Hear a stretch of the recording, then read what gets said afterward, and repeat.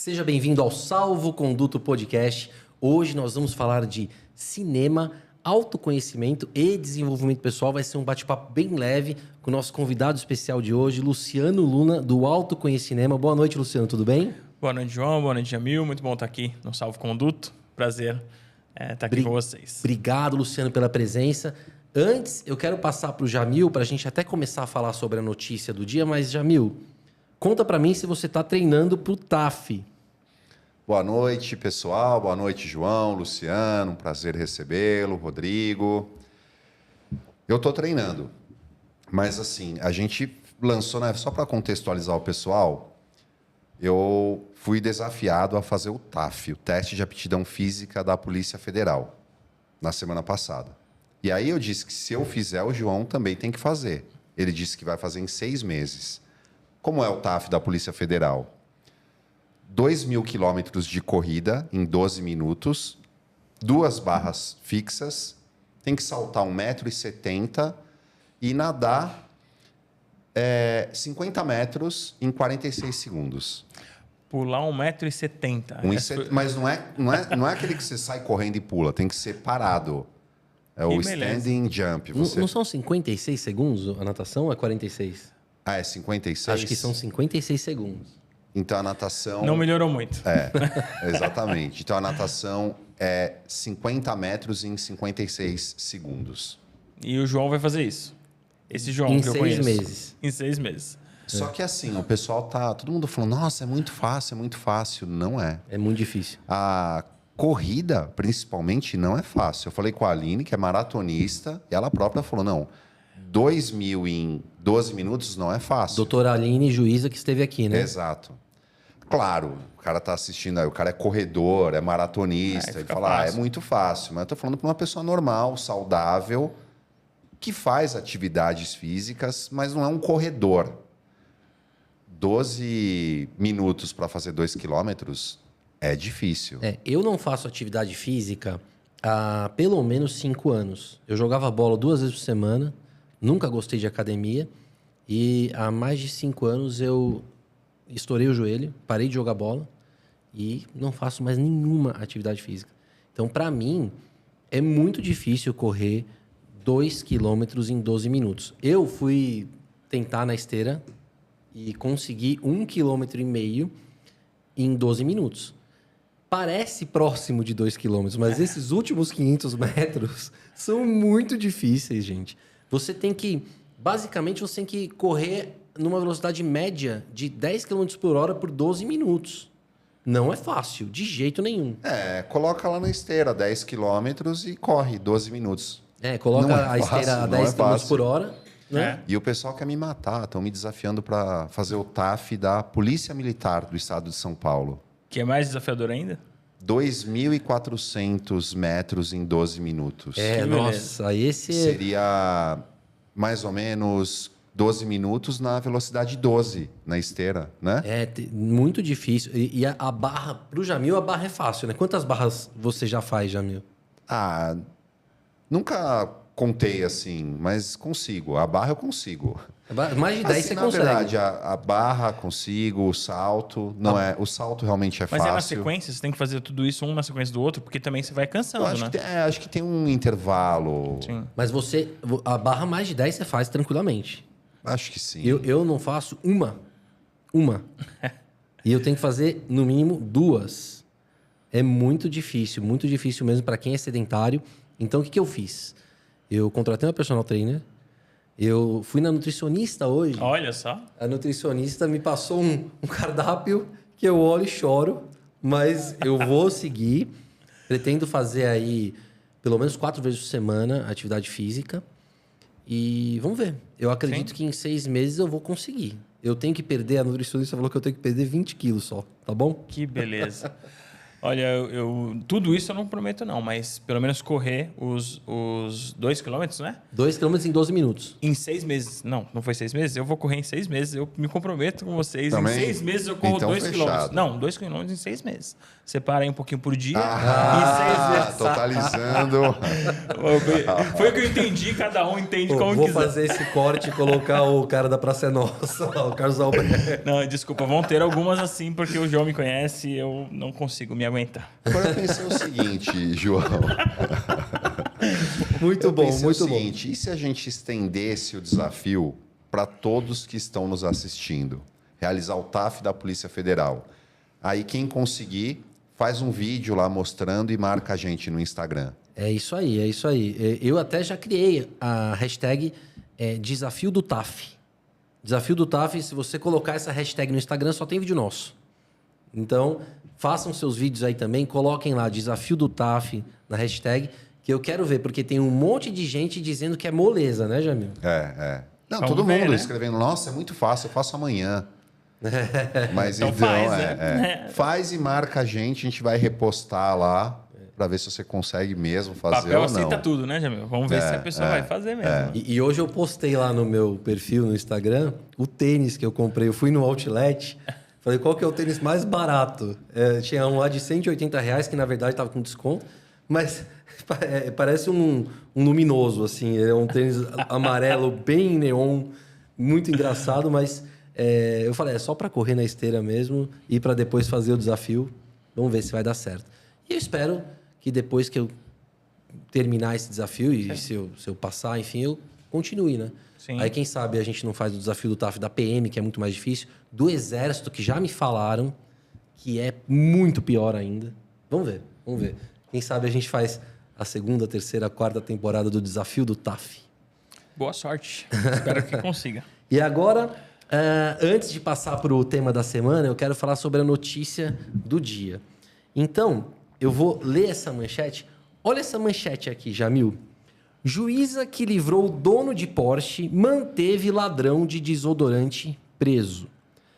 Eu tenho um sério problema com esse tipo de manchete, porque, na verdade, essa manchete leva a entender que alguém que tentou furtar um desodorante numa farmácia ou num mercado foi preso, não foi solto e, ao mesmo tempo, o motorista do Porsche acabou sendo solto. Independente de estar correta a decisão de soltar o motorista do Porsche ou não quero entrar nisso. Mas o que eu quero entrar é que essa manchete eu achei um pouco injusta com a juíza. Porque não foi um furto de desodorante. Às vezes quem está lendo pode achar, nossa, a pessoa furtou um desodorante e ficou presa. Foi, na verdade, um assalto. Foi um roubo de desodorante. Não de carga. Foi. A pessoa, ela estava... Eu li o processo inteiro. Essa pessoa ela estava dentro do mercado, tentando furtar o desodorante. Só que quando ela foi descoberta, ela passou a praticar grave ameaça e violência contra os seguranças. E aí isso vira roubo. Deixa de ser furto e vira roubo. Eu não estou dizendo que tinha que soltar ou que não tinha que soltar. Mas em São Paulo, eu te falo, por experiência de advogado criminalista, que não é fácil conseguir liberdade provisória em casos de roubo. Tanto que esse acusado, inclusive, ele foi condenado em primeira instância e condenado em segunda instância, está cumprindo pena. Dito tudo isso, Jamil, qual a diferença entre o roubo próprio e o roubo impróprio? E o que é roubo impróprio? No roubo próprio, o agente emprega violência ou grave ameaça ou reduz a vítima à impossibilidade de resistência para subtrair determinado bem dela. Por exemplo, o sujeito aborda a vítima na rua e determina que ela lhe entregue o celular sob pena de matá-la. Ou aos socos e chutes subtrai o celular da vítima. Ou ainda tem o famoso golpe do Boa Noite Cinderela. Ele droga a vítima para subtrair o seu pertence. Tudo isso é roubo próprio. Já no roubo impróprio, também chamado roubo por aproximação, o agente, depois de subtrair a coisa da vítima, emprega violência ou grave ameaça para assegurar a posse da coisa ou a impunidade do crime. Então, por exemplo, o sujeito vê um celular sobre a mesa, ele subtrai o celular.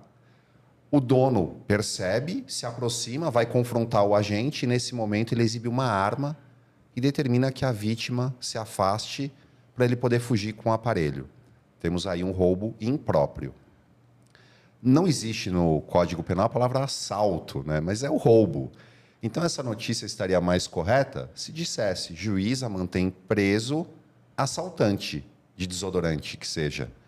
Porque quando a gente fala ladrão, remete ao crime de furto. E quando fala em assaltante, remete ao crime de roubo. Como ele praticou um roubo impróprio, em tese, ele seria um assaltante na linguagem popular e não um ladrão.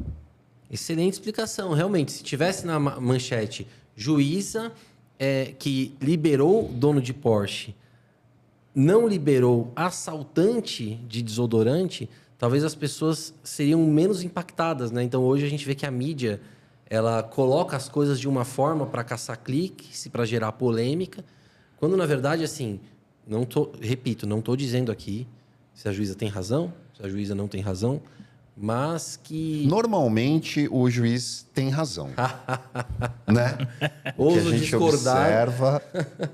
E por experiência própria ainda ouso discordar. Em condições normais de temperatura e pressão, o juiz está correto. E eu que não sei nada de direito, que não vou discordar de nada. O juiz, para mim, sempre tem razão. Eu vou ficar quieto na minha. Mas é isso, né? É clickbait, né? Muitas vezes a pessoa só lê também a manchete, né? Não vai depois ler a notícia. E ainda que a pessoa leia a notícia, é difícil para a pessoa que não conhece, não estuda direito penal, entender que quando a violência é praticada após a subtração, ainda assim é roubo. Não é um furto mais uma ameaça, um furto mais uma lesão corporal. É um roubo, é um assalto, né, na linguagem popular. Então, dito isso, passado esse assunto, vamos entrar no papo mais legal, mais interessante, que é sobre cinema, Jamil? Posso mandar uma questão rápida aqui, já que a gente entrou, vai? Claro. Então, os concurseiros que me seguem. Manda. Pergunta clássica de concurso é a seguinte: o roubo impróprio pode ser praticado com violência imprópria? A chamada violência imprópria ocorre quando o agente reduz a vítima à impossibilidade de resistência. Por exemplo, o golpe do Boa Noite Cinderela. Ele droga a vítima para subtrair determinado bem dela. Essa possibilidade de violência imprópria, ela só está no roubo próprio. O roubo impróprio só pode ser praticado com violência ou grave ameaça. Então, não é cabível violência imprópria no roubo impróprio. O roubo impróprio não pode ser praticado com violência imprópria. Bacana, muito interessante. É um jogo de palavras que faz o olho do examinador brilhar para criar questões de concurso. Mas então vamos para o tema? Sim, o roubo impróprio só pode ser praticado com violência própria. Exato, exato. Excelente. Olha, o tema da semana é cinema, autoconhecimento e desenvolvimento pessoal. E por que a gente trouxe o Luciano Luna aqui, um grande amigo meu? Ele é dono da empresa Autoconhecinema. Antes da gente entrar nos filmes em si, fala um pouquinho do Autoconhecinema para nós, Luciano, para as pessoas que não conhecem. Obrigado, João, pela oportunidade. Aí, o autoconhecimento nada mais é do que esse jogo de palavras mesmo, né? Juntar autoconhecimento e cinema. Então, a nossa proposta como empresa é levar autoconhecimento para as pessoas, para promover treinamentos, dinâmicas de grupo, sobre os mais diversos temas, porque os filmes trazem questões diversas para a gente trabalhar. Então, a gente tem hoje mais de 150 filmes no catálogo, que a gente usa o trailer, usa as dinâmicas, os personagens, os conflitos que existem naqueles filmes, para promover conversas ricas ali. É uma grande desculpa para a gente conversar sobre assuntos importantes nas empresas. Então, costumo dizer que as empresas vêm com briefing, dizem o que elas querem trabalhar, e eu digo que filme a gente vai trazer para ser essa inspiração. Autoconhecimento nada mais é do que isso. E aqui é uma proposta que eu faço para vocês, em alguns momentos, fazer algumas perguntas para vocês, inspirado na metodologia do autoconhecimento, para que vocês possam também refletir, inspirado em algum personagem, algum conflito. E aí, conforme for a conversa, eu posso ir trazendo isso para vocês, até o pessoal de casa também entender, né, como é que funciona as dinâmicas. Excelente. Então, a gente vai, daqui a pouco, fazer um mini autoconhecimento aqui no Salvo Conduto, que vai ser fantástico. Mas antes eu quero te fazer uma pergunta. Como que funciona, então? Você fala para os funcionários da empresa assistirem determinado filme. Exato. Ou eles assistem juntos. Tem vários formatos, né? A gente já fez, inclusive, autoconhecimento no cinema. Que legal. Então, as pessoas já tinham assistido ao filme antes, mas fomos num ambiente de cinema, pipoca, refrigerante, tudo isso, fazer um encontro com as pessoas lá. O ambiente ajuda a criar aquele clima, né? Mas, via de regra, o que a gente faz é sugerir que a própria empresa, né, por meio do RH, faça essa divulgação. A gente manda um card, uma divulgação certinha de onde a pessoa deve assistir, né? Sempre colocando os meios legais, né? Netflix, Max, enfim, Prime Video, enfim, onde quer que esse filme esteja, para que a pessoa assista e venha para o encontro preparado ou preparada, né? E aí, na roda de conversa, a gente traz esses elementos, o que tem no filme ali, para provocar as conversas entre eles, as dinâmicas e tudo mais. Pode ser que a pessoa, né, a gente sabe que os colaboradores nem sempre vão cumprir essa primeira tarefa de assistir ao filme. Então, a gente sempre faz uma introdução. Passamos um trecho do trailer e eu explico também, né, como eu sou roteirista, a gente explica a espinha dorsal do filme, digamos assim. Conta meio que do início ao fim, com spoiler, para que todo mundo fique na mesma página. E aí a gente parte para o encontro. Esse começo demora uns 15 minutos rapidinho, depois a gente já vai para o encontro. Muito bom. Lá no escritório, uma vez a gente fez um autoconhecimento como evento de fim de ano, com os funcionários, Verdade. com os advogados do escritório. Cara, foi muito, muito bacana. Mesmo recomendo, assim. Que filme foi? Foi Matrix. Ah, É um dos filmaço. filmes preferidos do João, né? É o meu filme favorito. Nem foi tão estratégico em relação à empresa, o que você queria para a empresa, só pelo filme, né? Mas a gente até, dependendo do caso, como esse era um evento final de ano mais integrativo, né? A gente foi mais pelo filme do que pela causa, né? E foi muito divertido e uniu as pessoas do escritório. O Neo? Uniu. Ah, Muito pegaram boa a essa. O referência. Neo. Olha. Neo. As pessoas... Muito bom, muito bom. Nem eu peguei essa. Eu gosto de trocadilho Não, foi essa. ótimo, Foi foi muito ótimo. boa. E antes da gente fazer esse nosso mini autoconhecimento aqui, vamos falar de filme um pouquinho? Vamos. Vamos começar falando sobre filmes motivacionais. Jamil, qual o seu filme motivacional favorito? Ah, vocês já sabem. A essa altura é difícil alguém não saber. Eu sempre fui um aluno fraco. Na faculdade, era um aluno ruim, né? Sentava lá no fundo. Depois eu fui fazer cursinho, querendo ser juiz, e tinha muita dificuldade para aprender, para compreender o que os professores estavam dizendo, porque eu não tinha muita base. E eu via as outras pessoas levantando a mão e fazendo perguntas para os professores que demonstravam que elas não só estavam entendendo, como estavam elaborando possibilidades em cima daquilo, e eu não entendia nem o que o professor estava falando, muito menos a pergunta. E eu também tenho um histórico de bullying, era muito magro. Então, eu sempre me considerei um azarão na vida, para tudo.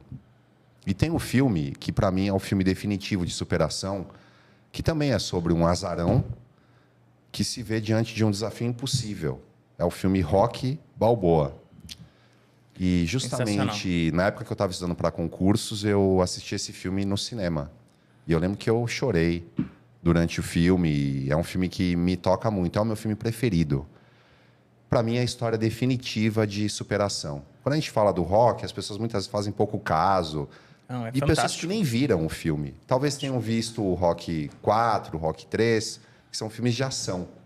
Mas o Rocky Balboa, que seria o Rocky 6, é um filme dramático, espetacular.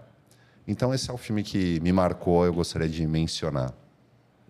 Da franquia Rocky, pode chamar de franquia Rocky, né? Sim. Sim. O 1, certamente, é o melhor de todos, não tenho dúvida. Também acho. É um baita de um filme, né, cara? E é tão legal o filme que o final dele... Aí, enfim, vou dar um spoiler do filme dos anos 70, não tem problema, né? As pessoas nem lembram quem ganhou a luta. Tem gente que tem dúvida, né? Porque, na verdade, ninguém ganhou, né? Eu não lembro também quem ganhou a luta. Quer que eu dê o spoiler? Falando a bala. Não, os dois que caem. Existe uma história bizarra envolvendo esse filme. É. Quem ganha a luta, ó, atenção, spoiler aí, 10 segundos, 20. Quem ganha a luta é o Apollo Creed. Ele ganha a luta. E no Brasil, ao fazerem a dublagem. dublagem, eles modificaram Pro Rock e ganhar. Pra fizeram de empate. modo que tinha ocorrido um empate. Empate. Então, várias pessoas até hoje acham que aquela luta terminou em empate. E, na verdade, ele perdeu. É. Nossa, fantástico. Ele perdeu, mas ganhou, né? Na verdade, o filme é muito sobre isso. Né? Ninguém Sobre vai ganhar, ninguém uma vai derro- perder. Todo mundo vai perder. É. Aí já tem musiquinha de A Praça Nossa para os três aqui, hein? Mas é isso, sim. É um filme sobre o quanto é importante você se superar e tentar e encarar os obstáculos, né? Os desafios que aparecem para você. Ele foi um vencedor incrível nessa luta. Ele perdeu no resultado, mas quem diz que o Rock não é um vencedor naquele filme tá maluco, né? Não assistiu ao filme, porque ele foi um vencedor incrível ali, né? E o resultado tanto não importava que a dublagem mudou o resultado e que se dane. E não mudou isso, o filme continua tendo a mesma essência. Mas e só para deixar claro, aí a gente aqui tá falando do Rock 1. Eu Falou do mencionei, seis. para mim, o meu filme preferido é o Rock 6. Não, perfeito. Quando o Rock chamado 6 Rock saiu, Balboa. você já não tinha passado? Não, Ele é mais não. recente, esse filme. Não tinha. Você Não estava é, prestando não concurso é. ainda? Sim, não é recente, é Nossa, de a impressão 2000 que eu tenho é que ele é mais recente, assim. Não é. Legal. Ele tá falando do Rock 6, que é o... Rock que, Balboa, que Rock tem aquele 6. Rock discurso... Balboa. Que tem aquele discurso motivacional, assim, toda hora passa, né? Do Pro Rock, filho, não é? Que nada vai te bater. Como é que é? Nada vai te bater mais do que a vida, né? É. Que até tem um menino que que filmaço. fala pra ele, né? Não sei se vocês viram isso. Tem um menino vídeo que recitando e falando viralizou. na mesma... É muito legal a forma como o moleque fica falando pra ele. Eu gosto... Então, mas assim, o Rock, pra mim, o Rock 1, disparado, o melhor. Rock 3 eu gostei bastante também, mas é mais na parte divertida, né? Eu achei, assim, um filme muito divertido mesmo. O 4... É que o único que, assim, que não dá é o 5. O 5 esquece, cara. É uma pena, né? A única Horrível. mancha ali, porque todos são legais. E o 5 é chato. Estragaram o Rock ali. Agora, o meu filme favorito de motivação é Karate Kid. Desde Olha só. criança. Eu assisti esse filme e quem da nossa idade aqui, né? O Luciano é um pouco mais novo, né? Mas tá Mas bem. quem da nossa idade não se via no Daniel San, né, cara? É incrível como esse filme eu assisti diversas vezes quando era mais novo, até hoje eu assisto, e acho que ele é atemporal. Por mais que a realidade dele seja muito diferente da nossa ali, não existia celular, é outra pegada, né? Mas assim, é a história de qualquer pessoa que está tentando se enturmar, está tentando conhecer amigos numa escola nova. Eu mudei de escola 8 vezes. Caramba. 8 vezes, cara. Eu mudei de escola. Estudei em 8 colégios diferentes. Por quê? Meu irmão sofria muito bullying, enfim, e aí eu acabava mudando junto, né?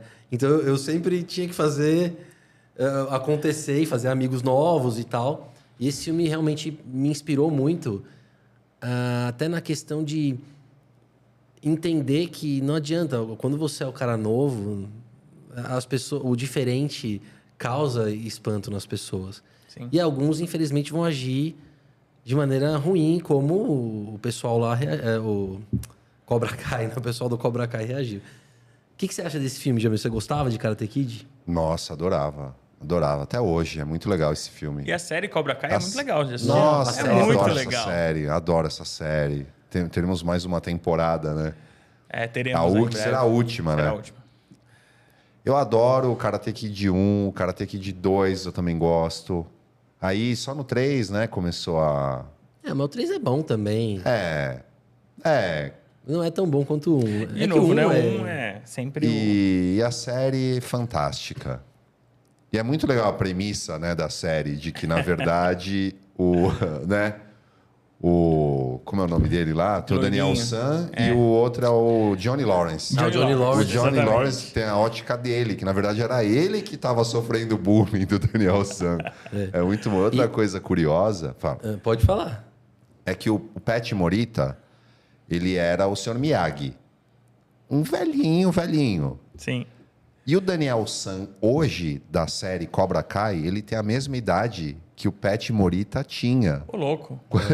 Não é bizarro? Sendo que o Pat Morita era um velhinho, Já era um velhinho. e o Daniel San lá da série é um cara normal, né? A mesma idade. Como mudou a percepção de tempo, né? De idade, de lá pra cá, né? Muito doido. E você sabe de onde que veio essa história do Johnny Lawrence ser quem sofreu bullying? Toda a história de Cobra Kai, ela se originou num episódio de How I Met Your Mother. Não sei se você já assistiu. Eu já assisti How I Met Your Mother, mas não lembro desse episódio que eles falam de Cobra Kai. Pra mim Ou é de Pra mim é Karate o Kid. melhor episódio de How I Met Your Mother da história. É um episódio em que eles vão fazer a despedida do solteiro do Barney. E aí, nesse episódio, ele fala como, na verdade, quem sofria o bullying, quem era o herói da história era o Johnny Lawrence, não o Daniel LaRusso. E as pessoas não entendem. Aí ele coloca vários exemplos de como o Johnny O Barney Lawrence... é fantástico, né? E isso acabou que no final virou a série. Virou a série Cobra Kai. Saiu dali. Um personagem de uma série cômica criando né, a premissa de uma outra série. E Muito de uma louco. série que fez um sucesso fantástico. Cobra Kai faz muito sucesso. É né? muito legal. Muito. E muito bem feito. Quando falaram que iam fazer o remake... Remake não. A série inspirada no Karate Kid. Eu fiquei falei, com medo nossa, vai também. ser uma porcaria. Fiquei com medo. E no final foi muito boa, né? Enfim, eu quero ver a próxima temporada, que eu não sei quando que vai sair. Nossa, eu tava tão assim pra ver essa série que eu assinei essa série era do YouTube. Eu assinei Chamava também. YouTube Red na época. Olha não era só. YouTube Premium. Assinei pra assistir. E ela não fez sucesso algum, ficou morta. Anos depois, a Netflix comprou, aí quando estreou na Netflix, aí bombou. Mas muita gente que assistiu no YouTube Red, eu inclusive, já falava que, olha, essa série é muito boa. Não, a crítica da série sempre foi muito favorável. Muito favorável mesmo. É uma construção muito boa. Falando de roteiro, é sensacional. A forma como foi construída convence você. No começo você pega ranço do Daniel LaRusso também, né? Fica do lado do Johnny. Depois o Daniel San, né, se redime, eles ficam juntos e tal. Mas você começa a entender a ótica do Johnny Lawrence, é muito legal. Mas quase todo mundo torce pro Johnny Lawrence, né? Na série Cobra Kai. E ele é o protagonista, né? E a grande sacada que eu acho, para eles fazerem esse sucesso todo também, foi trazer uma história nova também, trazer pessoas da nova geração. Sim. Meninas, né, que não tinha, né? Só tinha a namoradinha do Daniel San. Porque se eles deixam só o foco entre o Daniel San e o LaRusso, a nova geração não vai assistir. Quem assistir era só a gente. Não, foi muito inteligente mesmo. Já tem até, eles estão fazendo sucesso, né? o ator lá, o Cholo Madurenha, que fez o Besouro Azul. Ah, sim, o menino... Miguel. O Miguel. E Luciano, e você? Fala um filme de motivação que você gosta. Olha, um filme que eu gosto muito, que eu acho que nos ensina bastante, é o A Procura da Felicidade. Não só porque a gente... né, depois eu vou falar um pouquinho mais dele aqui, mas é um filme que quando eu assisti a primeira vez, né, me deu um mal-estar, assim. Não foi um filme que eu gostei tanto, porque eu olhei e falei, cara, ele só se ferra. E aí isso, né, vai angustiando a gente, que ele vai se ferrando o tempo inteiro. Mas depois que eu aprendi mais sobre o roteiro, assisti de novo com mais cuidado, eu percebi que, na verdade, ele se ferra e ele tem um passinho para o caminho da felicidade que ele está buscando. Ele se ferra e dá um passo a mais. Assim, a cada queda, ele tem uma conquista junto também. Então, numa estrutura, você não pode toda hora ter... Não pode ser uma decadência absurda, né? Senão ninguém se prende a esse filme. Então, ele tem as quedas, mas ele tem sempre pequenos passos para a conquista dele. E, no fim, é assim a nossa vida, né? A gente, às vezes, está passando por uma série de dificuldades, mas, cara, que passo você deu em direção ao que você quer? E esse filme inspira muito nesse sentido. Ele se ferra de todos os níveis possíveis ali. Mas, no final, cara, a vibração que ele tem com a conquista que ele tem ali é muito inspiradora. Assim. Então, é um filme que eu acho que toca bastante por isso. É excelente. Quando eu estava estudando para concurso, eu vi esse filme, A Procura da Felicidade. E quando eu estava estudando, eu lembro que muitas pessoas falavam, você não vai conseguir, desiste, já está demorando muito, não é para você. E ele fala uma frase nesse filme que eu fiquei arrepiado quando eu assisti. Ele fala para o filho dele, quando uma pessoa não consegue fazer uma coisa, ela diz que você não consegue. E eu sempre pensava isso. A partir daí, quando alguém dizia que eu não ia passar, eu pensava, é porque essa pessoa não consegue passar. Eu vou conseguir. Filmaço. Né? Sensacional. Eu gostei muito desse filme. Não tem como não chorar, por exemplo, na cena que ele Do tem banheiro. que dormir no banheiro do metrô com Não o tem como. filho e contar uma história. Cara, é surreal aquilo. Surreal. Eles conseguem... E é verdade, né? Sim. É uma história real. A diferença é que o filho dele era mais novo, né? Colocaram, né, fizeram a licença poética no filme, porque o filho do Chris Gardner era, sei lá, acho que tinha 1 ano, um bebê de colo. Ele não tinha clareza. Ele dormiu com a criança num banheiro de metrô. Mas a criança não tinha consciência. Então, no filme colocaram um menino mais velho, primeiro para ter um alívio cômico, que ele faz umas piadinhas, ele traz uma leveza para a vida do Chris, que uma criança de 1 ano não conseguiria. Né? E também essa cena, para essa cena ser mais marcante, porque aí ele teve que convencer o filho que eles estavam num outro ambiente, brincar e tal, para fazer o menino adormecer. Então foi muito por conta disso. Não foi também porque era a idade do filho do Will Smith? Com certeza. Vamos trazer o filho do Smith para fazer essa cena. Mas assim, calhou também, né? Mas o roteiro, ou não sei o que veio primeiro, o ovo ou a galinha, mas o fato é que trouxe uma leveza pro filme. uma questão dramática importante para essa cena. Porque se é um bebê, você fica com dó, mas, cara... Pelo menos o bebê não pai. tá entendendo o que tá acontecendo. Exato. E aí a criança não, de 10 anos, aí deu uma criança... força a mais para essa cena. A criança ali já tá entendendo o que tá acontecendo, né? E a parte dele morar num abrigo também, tudo isso com uma criança de 10 anos é bem mais difícil do que para de 1 ano, né? Pessoal que tá nos assistindo aí no YouTube, coloque aí nos comentários os filmes de motivação que vocês gostam. A gente vai falar aqui, façam perguntas aí sobre o Alto com Cinema, sobre os filmes que nós gostamos também. Hoje a gente tá falando de filmes aqui no Salvo Conduta, que é um assunto que a gente adora, né, Jamil? Adoramos filmes. Quer fazer mais uma rodada ou quer já... Não, já que a gente falou de Alto com Cinema e você mencionou esse filme, mostra pra gente mais ou menos como que seria um mini Alto com Cinema de A Procura da Felicidade. Não, vamos lá, vai ser muito legal fazer isso aqui com vocês. E eu até já faço o convite também para você que está assistindo, as provocações, as perguntas que a gente fizer aqui, responda também no chat que o João lê aqui pra gente. Como funciona, né? Primeiro a gente fala para o pessoal assistir. Eu até não respondi isso na sua pergunta. Tem empresa que faz sim uma sessão cinema, coloca ali também para todo mundo assistir junto. É muito legal. Não é obrigatório, né? Mas o encontro, a gente faz essa introdução que eu comentei de uns 15 minutos para quem não assistiu ao filme saber como é a jornada, né? Depois disso, começamos as dinâmicas e perguntas reflexivas. E uma das que a gente faz no começo é que o Chris Gardner, para quem assistiu ao filme vai lembrar, para quem não, eu vou contextualizar rapidinho. Ele é um vendedor de umas máquinas de ressonância não dá para entender direito o que aquela máquina faz, de raio-x, tá uma máquina sofisticada. Ele comprou um monte, apostou nisso e não estava vendendo e ele está ferrado. A mulher dele largou ele, está quebrado. Nesse ponto do filme a mulher nem tinha largado ainda, mas depois larga. E aí ele vê um cara chegando num carro conversível super chique, né? Um carro bonito pra caramba. E aí ele fala, o que você faz, né? Me conta, eu quero saber 2 coisas. O que você faz e como você faz. Eu quero fazer a mesma coisa. E aí ele fala, eu sou corretor da Bolsa. E aí ele olha e ele vê no semblante das pessoas ali a felicidade que ele buscava. Ele queria sucesso, queria felicidade, queria dinheiro, queria sustentar melhor a família dele. E ele enxerga ali a felicidade que ele queria. Dito isso, onde você olha e enxerga a felicidade? Ou onde você, em algum momento, olhou, enxergou a felicidade e foi buscar? Como é que vocês fazem esse paralelo na vida de vocês? Ele viu ali. E você, João, você, Jamil? E aí, Jamil? Começa você aí, eu preciso pensar, né? Eu também. Não, as perguntas não são fáceis, né? Se for fazer pergunta fácil, eu nem saio de casa. Autoconhecimento é isso, é autoconhecimento, fazer provocação para você refletir. Então, vai lá. Então, o que é felicidade para mim?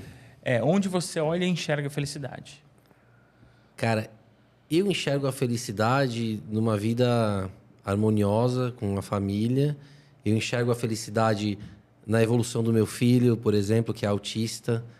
Cada evolução cada nível que ele sobe, quando ele começou a andar, por exemplo, ele começou a andar com 3 anos.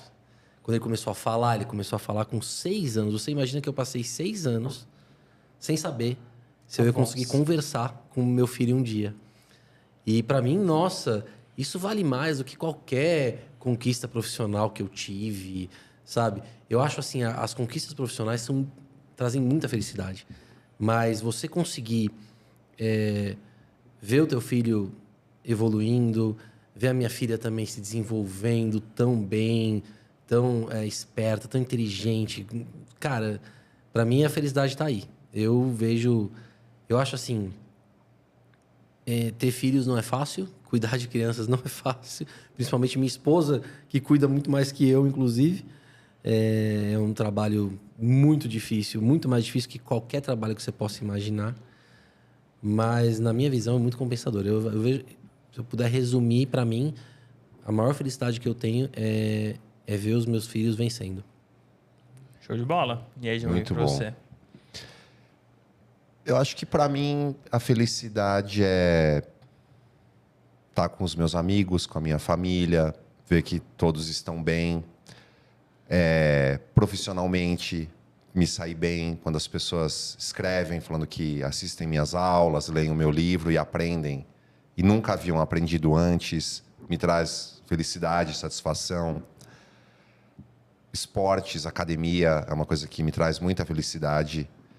Toda vez que eu chego na academia, eu fico feliz. Quando eu chego, assim, que eu estou entrando, que a porta abre, eu fico feliz. Então, acho que está nessas coisas. Se for ver, são alguns pilares, né? A família, o trabalho, profissão e saúde. Legal. Tem só mais uma coisa que eu esqueci de falar. Pode falar? Domingo eu fiquei muito feliz de novo. Sem dúvida. Aliás, ultimamente, a felicidade vem para mim fácil, assim, porque Sim, o Palmeiras está ganhando tudo. Mundial ganhou? Não, Quantos? Mundial quantos? O Mundial eu não vi porque foi em 51. Foi em 51. Então, continuando. Continuando. Você falou uma coisa muito legal, Jamil, da felicidade quando algum aluno aprende, né? Eu gosto muito de filosofia também, então o Clóvis de Barros é uma das grandes referências que eu tenho. Ele fala muito que tem uma alegria inerente do professor ou de qualquer pessoa que ensina e traz algum aprendizado de alguma maneira. Ter essa sensação de que alguém aprendeu alguma coisa, se desenvolveu, até pelos vídeos que vocês postam, né? É uma alegria diferente, né? A gente que faz treinamento também, quando percebe que virou uma chave em alguém por conta de uma provocação que a gente fez, cara, isso dá uma alegria, né? Um senso de propósito muito bacana também, né? Sim. Eu acho que senso de propósito é a chave da felicidade, talvez, né? Você saber que você está fazendo a diferença para alguém. Muito bom. Posso ir para uma outra do Procura da Felicidade? É difícil, as perguntas são difíceis. Agora eu vou me preparar agora aqui. Que você já se preparou. Nem todas são difíceis. Vamos ver se essa vocês acham difícil ou não. Tem uma característica... uma coisa legal de vocês saberem, o João até já sabe, mas talvez o pessoal não saiba. Todo encontro de autoconhecimento cinema é assinado por uma pessoa de desenvolvimento humano. Eu sou roteirista, eu destrincho o filme. Tem outros roteiristas também, o Rafael, que é do meu time. Mas sempre tem alguém de desenvolvimento humano que assina aquele módulo, né? Nesse caso, é a Lidiane Luna, minha irmã, que assinou a Procura da Felicidade. E o que significa assinar um módulo? Né? Fazer um artigo sobre os conflitos, sobre os personagens, sobre a ótica da psicologia. E ela trouxe uma reflexão muito interessante sobre a questão da disciplina na Procura da Felicidade. Fala que é um filme motivacional, mas ela coloca que o Chris Gardner, pela ótica dela, ele não é tão motivado, ele é muito mais disciplinado. É a disciplina dele que faz ele conquistar o que ele quer. Mas isso é uma coisa muito pessoal, né? Para vocês, o que vocês consideram mais importante para conquistar os seus objetivos? Motivação ou disciplina? Boa pergunta. Eu acho que disciplina é muito mais importante do que motivação. Porque você vai acordar alguns dias e não vai estar motivado. Você não quer fazer aquilo, você não quer estudar, por exemplo. E a disciplina, ela se sobrepõe à motivação. Se você é disciplinado, você tem uma rotina rígida de estudos, de trabalho, de treino, você simplesmente segue a sua rotina, independente do seu estado de espírito. Se você está feliz, está triste, está motivado, desmotivado. Então, acho que a chave do sucesso é a disciplina. Muito bom. E para você, João? Eu acho que você precisa ter disciplina para fazer o que for necessário para um dia poder se mover só por motivação. Então, Legal também. no começo você vai precisar de muita disciplina para chegar onde você quer. Depois que você chegar onde você quer, e aí cada um vai ter um estágio da vida que quer chegar, né? Tem gente que foca na disciplina até morrer e não viaja, e não sai num restaurante, e não... A sabe? disciplina vira uma prisão, né? E a disciplina tem que ser libertadora, Tá né? me atacando, por acaso, João, ou não? Né? Olha lá. Não, mas eu conheço gente, por exemplo, que Guarda tanto dinheiro tem que não faz nada. Né? milhões e milhões e milhões na conta. Faz E o que move a pessoa é ganhar mais milhões. Só ganhar mais milhões. E nunca gasta. E eu acho assim, você precisa ter disciplina, é fundamental ter disciplina. Eu acho que quanto mais disciplina você tiver, mais motivação vai acabar chegando para você atingir os seus objetivos.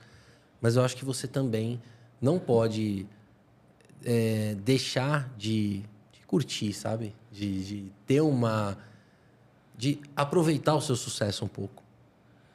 Legal. E um olhar que você trouxe, eu nunca tinha pensado sobre exatamente essa ótica que eu vou falar agora, mas eu acho que a disciplina é capaz de trazer motivação, mas não necessariamente a motivação vai trazer disciplina. A disciplina, quanto mais disciplinado você é, isso vai te motivando. É um processo meio que natural. Você acordou mal, não estava afim, mas começou a fazer, isso te dá motivação. Principalmente se é um treino que você vai fazer, isso te gera até energia, né, química mesmo. Já a motivação, se você está super motivado, você pode fazer um monte de coisa, não necessariamente de forma disciplinada. Então, acho que, pensando na lógica, né, a disciplina te traz a motivação, que não necessariamente acontece no contrário. Eu sou uma pessoa que precisa de desafios para me manter disciplinado. Então, por exemplo, quando chega uma causa nova no escritório, isso me dá uma motivação muito grande que, consequentemente, vai me trazer a disciplina necessária para resolver aquela causa, para ganhar a causa ou para fazer o melhor trabalho possível. A mesma coisa, esse desafio do TAF que a gente fez, para mim é importante, porque eu estou sedentário há mais de 5 anos e a hora que veio esse desafio, eu falei, opa, eu quero cumprir esse desafio. Então, eu acho que os desafios também trazem motivação. Antes da gente continuar, quero só mencionar aqui, ó, o Leonardo Dias falou que é de São Bernardo do Campo, deu boa noite aqui. Falou, a barra tem que ser passando o queixo. Beleza. É verdade. Eu não consigo nem sair do chão. Ô, Leonardo, pode ficar tranquilo que eu vou fiscalizar. É o movimento completo. Aí ele mencionou também que o filme Dragon Ball... Olha que legal. Cara, é da minha época, mas eu não entrei na vibe de Dragon Ball. Mas eu tenho muitos amigos que Não, até hoje... Mas aí ele tá zoando, não tá? O filme Dragon Ball... Ah, não, mas eu acho que talvez... não, ele deu até risada embaixo, mas... bom. Pode ser, bom, mas tá pode ser que ele tenha... Mas pode ser que ele queira também... Mencionou o filme, mas que ele gosta da série, né? Não, mas ele tá zoando, porque o filme mal Dragon falado. Ball É ruim. é O uma filme é bomba, decepcionou muito os fãs. Estamos ainda no aguardo de um filme digno De de Dragon Ball. E aí, sobre a Procura da Felicidade, ele fala ó, que vai ao fundo do poço e com muita luta acaba vitorioso. Muito bom, isso aí. Leonardo. Quem estiver nos assistindo aí, participem também no chat. A gente quer aqui ler os comentários de vocês. Mas falando um pouco de desafio. O desafio te motiva também, Jamil? Com certeza. Eu sempre fiz cardio, por exemplo, né? Depois da academia e tal. Mas por conta do desafio do TAF, agora eu tô na esteira e aumentando velocidade, aumentando o tempo. É uma motivação extra, né? Até porque a gente tem a responsabilidade, porque a gente lançou o desafio aqui publicamente e as pessoas estão esperando que a gente cumpra. Um amigo meu escreveu no WhatsApp hoje assim: eu acho que ele vai cumprir, porque eu duvido que ele queira fracassar na frente de 200 mil pessoas, né? Porque agora... Exato. Porque tá tudo na internet, né? Não tem jeito. Eu não posso simplesmente falar, não vou fazer mais e que se dane, né? Temos mais aqui. É Podemos? o famoso água bateu na bunda. Vamos Vocês seguir. que comandam aqui. Vamos lá. Vamos lá, tá muito legal. Então, beleza.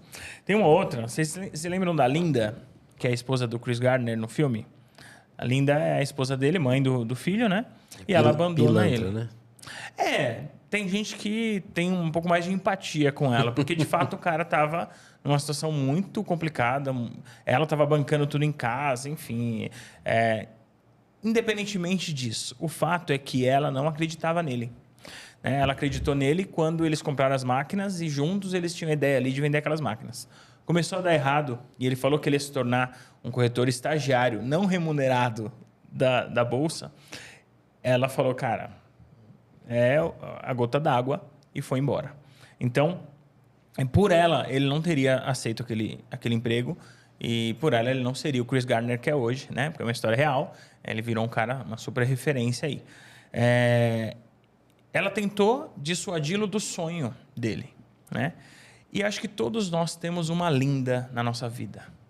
Temos uma pessoa que, de forma amorosa ou não, né? No caso dela, ela saiu. Mas pode ter gente na nossa família que, para nos proteger, enfim, quis nos dissuadir de algo que a gente gostaria. E a gente precisou ser resiliente aí para continuar. Quem é a Linda da vida de vocês? Vocês se lembram de alguém que tentou desviar esse caminho e vocês conseguiram? Ah, eu lembro. Muitos parentes, muitos. Na época que eu estava estudando para concurso público. Você comentou há pouco até, né? Sim, de gente que falou. Sim. Eu lembro de um tio até, que chegou até a ir falar com meu pai, dizendo que era um absurdo eu estar em casa durante a semana, fazendo nada, com ele me sustentando. O que ele tem a ver com isso? E, enfim, várias pessoas. E aí, depois que você passa, essas são as primeiras que vêm dar parabéns e falar, eu sabia que você ia conseguir. Deus está vendo. E você, João? Bom, quando eu decidi ser advogado criminalista, eu tive muita gente me desestimulando a fazer isso. Porque as pessoas têm muito medo da advocacia criminal e é normal. Não é a gente que queria meu mal, é a gente que queria meu bem e desconhece o direito, desconhece a advocacia criminal. O que eu posso dizer é o seguinte, hoje eu não atuo para crime organizado, já há muito tempo eu não faço causas assim de tráfico de drogas, de homicídio. Considerada mais pesada, né? Eu já há muito tempo não faço isso porque o meu escritório é mais focado em penal empresarial. Mas, nos primeiros 5 anos de advocacia, cara, eu advoguei para sequestrador, eu advoguei para traficante. A única coisa que eu nunca fiz foi advogar para facção. Mas advoguei para criminalidade pesada mesmo.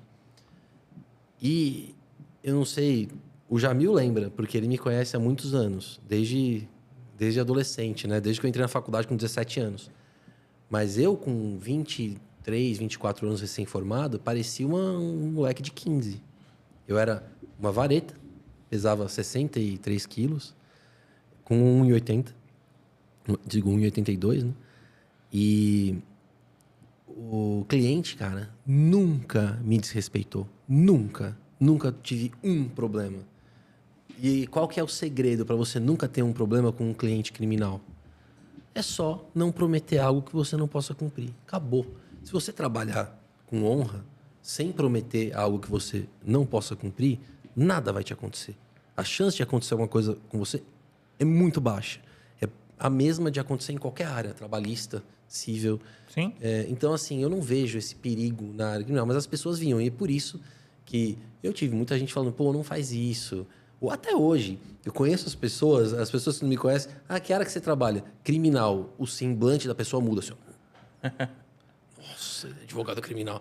Cara, é uma área do direito, como qualquer outra, mas melhor que as outras, né?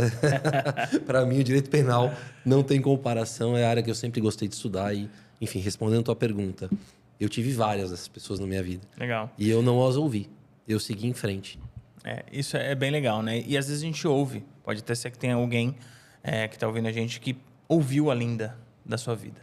A questão é que, às vezes, quando a gente ouve e desvia do nosso caminho por causa de um conselho amoroso ou não de alguém, né? Ou de alguém que falou pra gente que a gente não poderia fazer algo e a gente acreditou, né? Tem tempo ainda, né? A gente pode refletir para trilhar o nosso caminho, né? E aí, às vezes, eu faço a pergunta e também respondo. Eu lembrei de uma pessoa que eu acho que pode ser inspiradora aí. O João até conhece, né? Não vou revelar o nome, porque é um amigo, é alguém que, com boa intenção, foi uma das lindas da minha vida e que me pegou bastante, né? No começo da minha trajetória, o João viu começando, não que agora eu esteja, nossa, como O autoconhecimento aí é mundialmente famoso, mas a gente já deu vários passos importantes. Eu estava bem no começo. E aí esse amigo perguntou, Luciano, o que você quer? E eu sempre gostei desses caras, Mário Sérgio Cortella, Karnal, Clóvis de Barros Filho.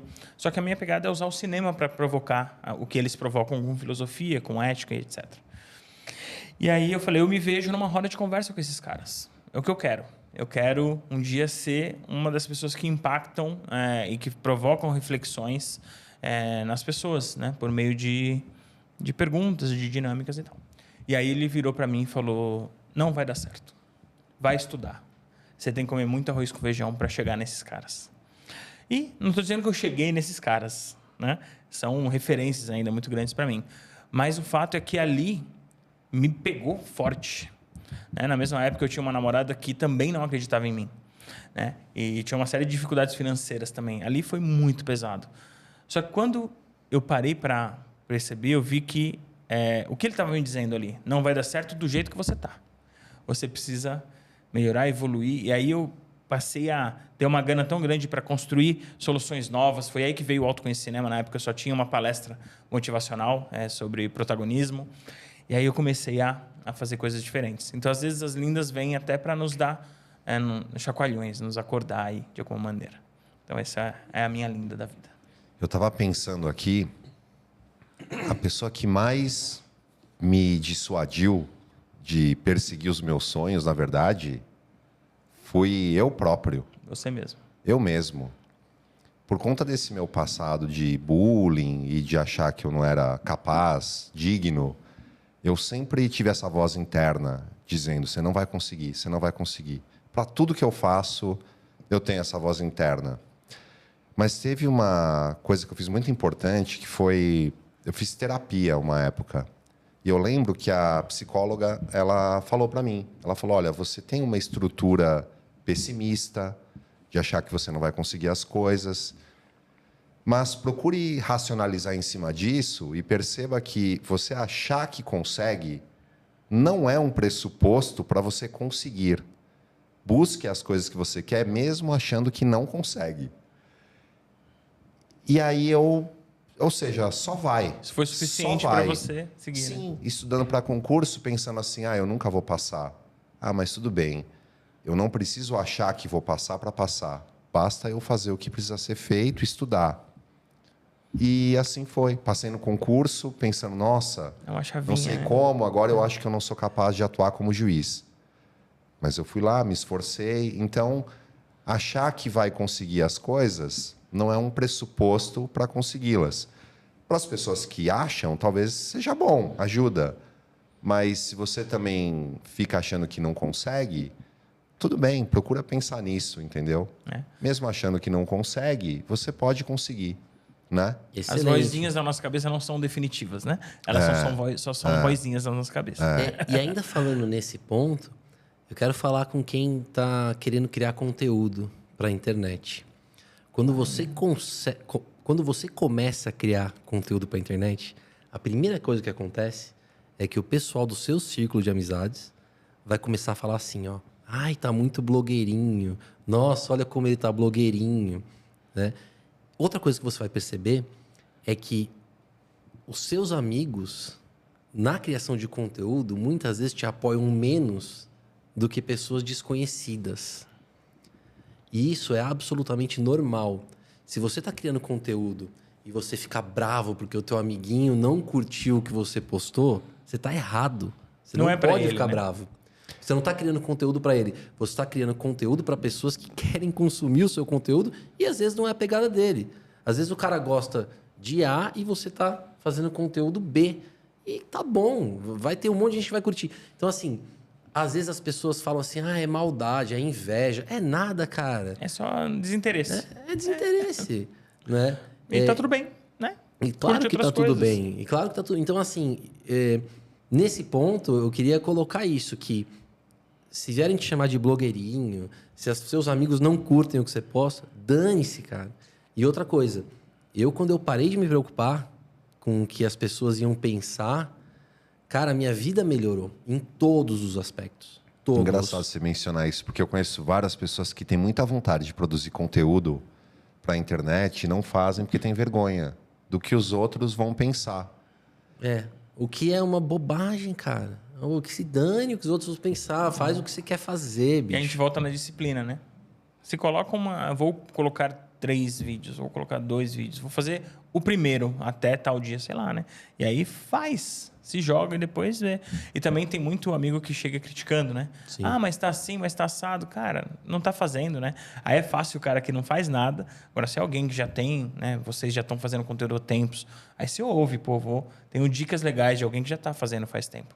Agora, aquela pessoa que nunca fez, querer ainda falar o que você tem que fazer. São as críticas construtivas de quem nunca construiu nada. Né? Exatamente.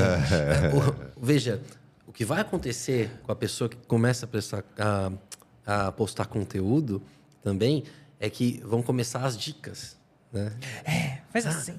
Você não deveria fazer assim, você deveria fazer assado. Cara, você tem que ouvir, claro.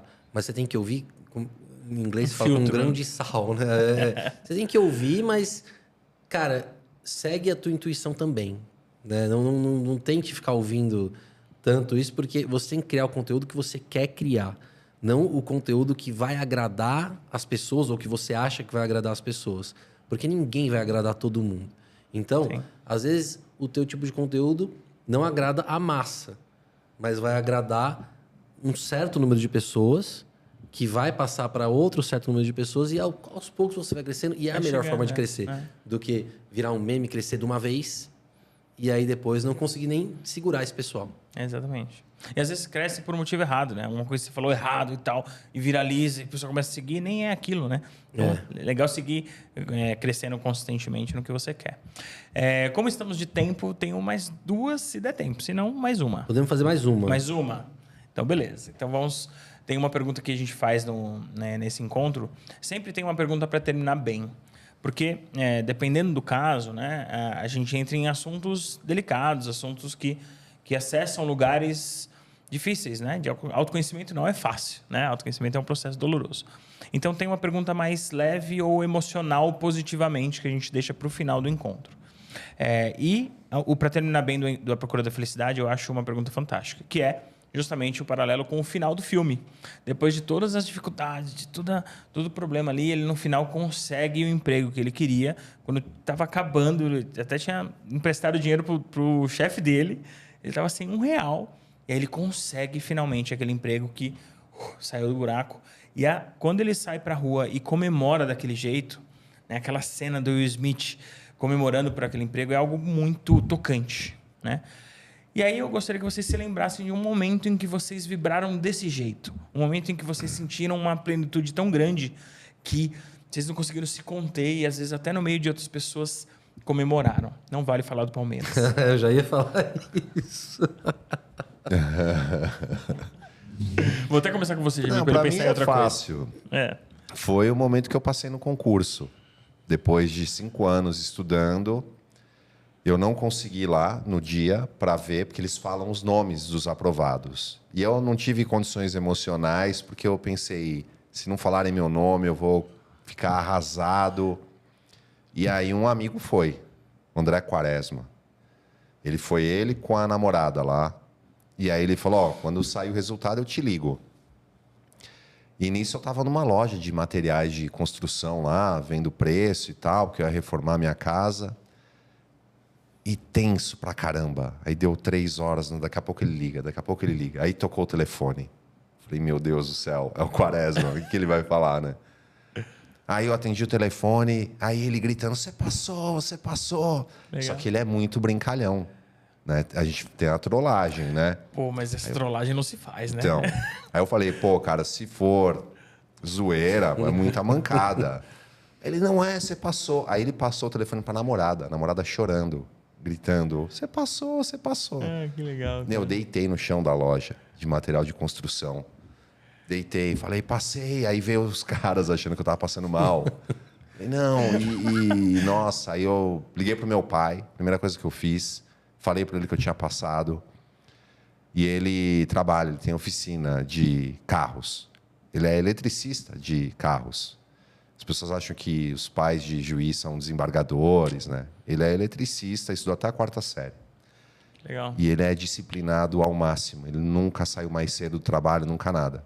Aí nesse dia ele falou: estou fechando a oficina e vou para casa. Ganhei o Que dia. demais, cara. E então esse foi um momento super marcante para mim. E o seu? Sensacional. Nossa, demais, hein? Eu já tinha visto o Jamil contar essa história num vídeo que tem no canal dele. Qual que é o teu canal no YouTube? Como é que entra lá? É Jamil Chain, né? Jamil Chain. Tem um vídeo lá que ele conta toda a história da aprovação. Toda a saga da aprovação. É fácil de achar no YouTube. É só escrever a saga da magistratura. E Legal, nesse vou vídeo ele assistir. conta essa história com detalhes. Muito legal, muito legal. Um vídeo... Dá um filme, vídeo Na hein, genial. verdade, é a Esse saga vídeo- da aprovação na magistratura. É o nome Esse do vídeo era para ter milhões de visualizações, porque tá muito bem feito mesmo. Que Mas legal. Ah, muito obrigado. O YouTube é um tirano, né? É difícil. É muito difícil crescer no YouTube. Então, compartilhem aí o nosso canal com seus amigos. Se vocês gostam do Salvo Conduto, compartilhem. A gente precisa dessa ajuda para o programa crescer, porque realmente não é fácil crescer no YouTube, né? Agora, falar de momento de felicidade meu, parecido com o do Chris Gardner, né? Sim. Cara, na advocacia, eu tenho muitos momentos desses há uns 6 anos, mais ou menos. Por quê? Porque há 6 anos eu comecei a advogar para crianças autistas contra planos de saúde. Fantástico. E toda vez que eu consigo uma liminar, é como se eu tivesse feito um gol na Copa do Mundo, e eu vou explicar o porquê. Uma criança autista, ela precisa de terapias, normalmente pelo método ABA ou Denver. Quando o João Vitor precisou dessas terapias, quando eu descobri que ele precisava dessas terapias, na verdade, eu descobri que custavam, na época, R$25 mil por mês. Nossa Senhora. É impossível, cara. Quem consegue pagar R$25 mil por mês numa terapia? O japonês da semana passada. Vai, vamos voltar. Enfim. Então, assim, o que eu fiz? Eu falei, olha, eu vou ter que contratar um advogado para processar o plano de saúde. Por quê? Eu era apenas um advogado criminalista que não entendia de processar plano de saúde. Só que, por outro lado, eu também, na época, não conhecia ninguém. Hoje eu conheço vários, mas na época eu não conhecia ninguém que Especialista. sabia fazer isso. Era um negócio meio novo também. E aí eu resolvi estudar para eu fazer. E é uma coisa que eu não recomendo, porque você fazer processo que tem envolvimento emocional é complicado. No meu caso, graças a Deus, deu certo, mas pode dar errado, né? Sim. E aí eu estudei. E eu consegui o tratamento dele, a liminar. E quando eu consegui, para mim foi um momento desses. Um momento, assim, de glória, de muita felicidade, porque eu pensei, cara, é só eu pagar esse plano de saúde o resto da vida que ele vai ter o tratamento que ele tanto precisa. Ele não Legal. pode ficar sem esse tratamento. E, cara, uma vez a minha mãe disse um negócio muito interessante. Que a criança, quando ela vem, um filho novo, vem com o pão embaixo do braço, né? E eu achei muito interessante isso que ela falou, mas nunca tinha parado para pensar nisso. E aí, o que aconteceu? Um belo dia, uma amiga nossa, que também é mãe de uma criança autista, ficou sabendo que eu conseguia eliminar o João Vitor. E ela falou, você não faz a minha? Eu falei, pô, faço, nem cobrei, fiz.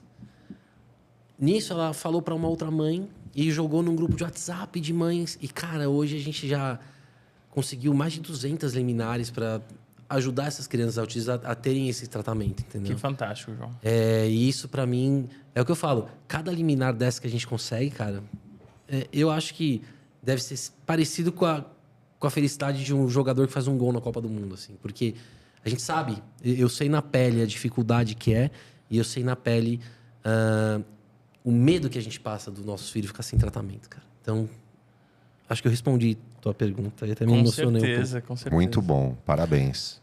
Muito legal, João. E aí, pessoal, colocou alguma coisa aí, né, desse momento de felicidade ou não? Então, a Carla Sasaki deu boa noite aqui, a fofinha, falou, ó, o podcast de hoje está sensacional. O Danilo falou, Muito bom obrigado. demais, né? E bateu palmas aqui.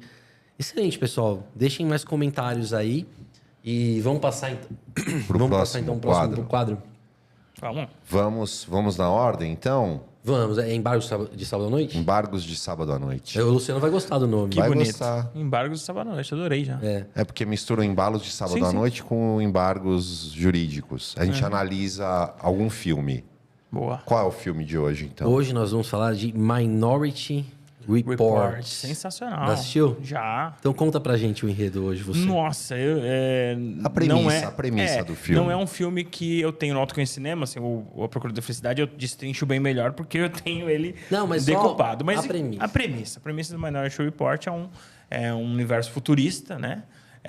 Em que existe um policial, que é o Tom Cruise, e que existe um pré-crime, né? Um ambiente de pré-crime. Eles são policiais que combatem pessoas que vão cometer crimes e que não cometeram ainda, né? Existem 3 videntes que estão num negócio bem esquisito dentro de uma água, um negócio meio bizarro, e que eles estão conectados com uns tubos assim, e que eles mandam informações de meio de vidente, né? E que chegam para essas pessoas e eles prendem os criminosos que estão planejando um crime, e esse é mais fácil, e também criminosos que vão cometer um crime a sangue frio, um crime mais passional. E esse passional geralmente é mais difícil porque essa antecipação é com pouco tempo, né? Excelente. E aí eles precisam combater isso. Essa é a premissa. Isso. O filme, ele trata das implicações éticas da polícia prender alguém que não está cometeu um crime para ainda. cometer um crime, Sim. ou seja, que não cometeu o crime ainda, ou que está planejando cometer um crime. Esses videntes aí são chamados de pré-cogs no filme. Não lembrava. É bem Nossa, faz estranho tempo que eu mesmo. não assisti, cara. Eles ficam numa piscina, né? E o cérebro deles fica interligado. E aí eles conseguem desvendar quem supostamente não, quem vai cometer um crime. E aí, Jamil, eu acho que a gente pode trazer esse filme um pouco para a nossa realidade do direito e falar sobre um assunto que todo aluno de direito penal adora, que é atos preparatórios. Então, vamos lá. Eu vou perguntar para o Jamil se os atos preparatórios são puníveis e eu vou dar um exemplo. Imagina que está lá uma pessoa olhando para o banco, é abordada pela polícia, e aí a polícia pergunta: o que você está fazendo aqui? E essa pessoa diz assim: eu estou olhando para o banco porque eu planejo roubar esse banco na semana que vem. E aí o policial revista essa pessoa e encontra dentro do bolso dessa pessoa todo o planejamento do roubo. E aí, Jamil, essa pessoa pode ser presa ou não? Atos preparatórios são puníveis ou não? Não pode ser presa. Para espanto de muitos... Meu espanto, inclusive. Não pode ser presa, justamente porque são atos preparatórios. E os atos preparatórios, em regra, não são puníveis. É preciso que o agente ingresse no campo dos atos executórios. Ele precisa começar a execução do crime. Atos executórios são aqueles inequívocos e idôneos à produção do resultado. Inequívoco é aquele que não gera dúvida de que ele quer o resultado. Por exemplo, efetuar um disparo de arma de fogo para cima não é um ato inequívoco da vontade de matar alguém. Disparar contra a cabeça da pessoa, sim. E idôneo a produzir o resultado. Deve ser um ato apto a causar o resultado. Então, por exemplo, acionar o gatilho de uma arma desmuniciada não é um ato idôneo a causar a morte de alguém. Porém, municiada, sim. Então, no seu caso, ainda que o policial encontre lá com o sujeito, o planejamento para o assalto, um assalto que ainda vai ocorrer, esse sujeito não pode ser punido por nada, fato é atípico. Porém, tem uma exceção. Vamos imaginar que esse sujeito ele tenha se associado a outros 2 para o fim específico de cometer crimes. Associação criminosa é uma hipótese excepcional em que a lei permite a punição de atos preparatórios. Então, a mera associação de agentes para cometer crimes já é punível criminalmente. Resumidamente, então, em regra, atos preparatórios não são puníveis. Excepcionalmente, sim, tal como no crime de associação criminosa. ou de organização criminosa. Antigo Para dar outro quadrilha ou exemplo. bando. A associação criminosa era o crime de quadrilha ou bando. Artigo 288 do Código Penal e teve o nome modificado. Muito Legal. boa explicação, né? Eu tenho certeza que muita gente não vai gostar do fato de que esse cara não pode ser preso, não pode ser punido por nada, né? Você sabia disso, Luciano? Não fazia a menor ideia. Né? Então, se estiver planejando um crime, planeje sozinho. Porque se você planejar com outro, você pode ser preso por associação criminosa. Eu não falei isso. Enfim, eu sou um leigo aqui, eu posso falar umas besteiras. Ótimo comentário. E você que está nos assistindo aí, coloca aí se você concorda que alguém que está em atos preparatórios não pode ser punido, assim como o Minority Report, que é o filme que a gente analisou hoje, seria completamente ilegal no Brasil. Sim, verdade. Muito bom. Exato. Até porque a gente adota o chamado direito penal do fato. Somente são puníveis fatos. Mas eu fiquei com uma dúvida. O fato dele planejar, de ele colocar num papel, não é considerado um ato... Não é um ato executório, é um ato preparatório. Ele está se preparando. Então, ele está vendo a agência bancária, o funcionamento, o dia que tem dinheiro. Ele pode pensar por onde eu vou entrar, por onde eu vou fugir. Tudo isso é ato preparatório. Enquanto ele não colocar isso em execução, não é punível. Não teve nenhum juiz que olhou para isso e colocou assim, ó, ele ir lá e ficar olhando e observando já é uma parte do crime? Não tem essa interpretação, não existe. Não. É sempre preparatório, né? Veja, no exemplo, Sim. ele planeja para a semana que vem, né? Agora, se ele está lá na porta já para entrar, aí ele pode ser que entrou em atos executórios, mas aí é outra história. É outra história. Aí é semana que vem, o exemplo. Tá, legal. Olha só que curioso, um caso bastante comum. Porque a gente pegou um exemplo aqui e tal, mas um caso bem comum no dia a dia do juiz criminal. O sujeito ele é flagrado pela polícia no interior de uma residência. Está lá dentro da casa. Ele pode responder por qual crime? Seria uma tentativa de furto? Ele vai furtar a residência? Ou apenas uma invasão, violação de domicílio? Muitas vezes o sujeito é pego e aí a gente fala, o que você estava fazendo lá? Ele fala, eu entrei só para dormir. Justamente querendo essa desclassificação para violação de domicílio, que é um crime muito mais brando. Então, para a acusação, querendo demonstrar a tentativa de furto, é importante fazer perguntas do tipo, pergunta para a polícia, para o policial que prendeu ele. Como é que estava a casa? Ele já havia separado objetos? E muitas vezes o policial fala, sim, as coisas já estavam tudo reviradas e tudo ali separado na porta para ele sair. E aí a gente entrou e pegou ele. Aí tentativa de furto, entendeu? Entendi. Ficou clara a intenção dele, ele de fato iniciou a execução. Agora, se não há nada, não tinha nada, ele estava lá, de fato, já teve casos que estava dormindo mesmo. Caixinhos dourados? Eu acredito que o sujeito entrou para subtrair, só que estava bêbado ou drogado e caiu no sono e dormiu. Aí acionaram a polícia, chegou e encontrou o sujeito dormindo lá. Aí tinha alguma coisa revirada, alguma coisa fora do lugar? Não, nada. Isso estava lá dormindo. Jamil, não passar na frente de 2 mil pessoas, 2 milhões de pessoas, quanto é? 200 mil. 200 mil pessoas. Vergonha é você dormir, você pega num flagrante sem ter roubado nada ainda, né? Muito bom, muito bom. Próximo quadro, Jamil. O próximo quadro quer Spoiler inverter emocional? ou... Quer inverter? Vamos lá, fazer o casos bizarros? Vamos. Eu vou falar hoje sobre um caso que eu atuei há 10 anos. E é um caso bizarro e triste que ainda faz com que muita gente seja presa injustamente, seja condenada injustamente, fique anos na cadeia injustamente. Bom, o meu cliente era filho da empregada de um advogado, amigo nosso. Ele me procurou quando esse rapaz já estava preso há 3 meses. E ele falou, olha, esse rapaz está sendo acusado de estupro, né? E ele está com um advogado, enfim, lá do bairro dele, mas a gente quer te contratar para fazer a defesa dele, porque ele já está preso há 3 meses. E ele diz que é inocente. E aí esse advogado falou assim para mim, primeiro eu quero ter certeza que ele é inocente. Porque se ele não for inocente, eu enfim, ele tem que cumprir a pena, enfim. Eu não acho que o advogado tem que perquirir se o cliente é inocente ou culpado para pegar, mas essa era a opinião dele. Ele falou, eu vou pagar a defesa. Então Quero pagar só se for inocente. Eu quero pagar Só pago se ele for inocente mesmo. E aí eu pensei, nossa, como é que eu vou ter certeza que esse rapaz é inocente, né? E aí eu fui falar com ele. E aí, enfim, fosse inocente ou não, eu poderia assumir a defesa. Mas tinha essa premissa. Fui conversar com esse rapaz no presídio.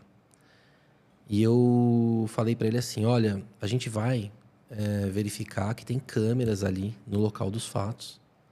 Só que a gente não vai ter acesso a essas câmeras primeiro que a juíza.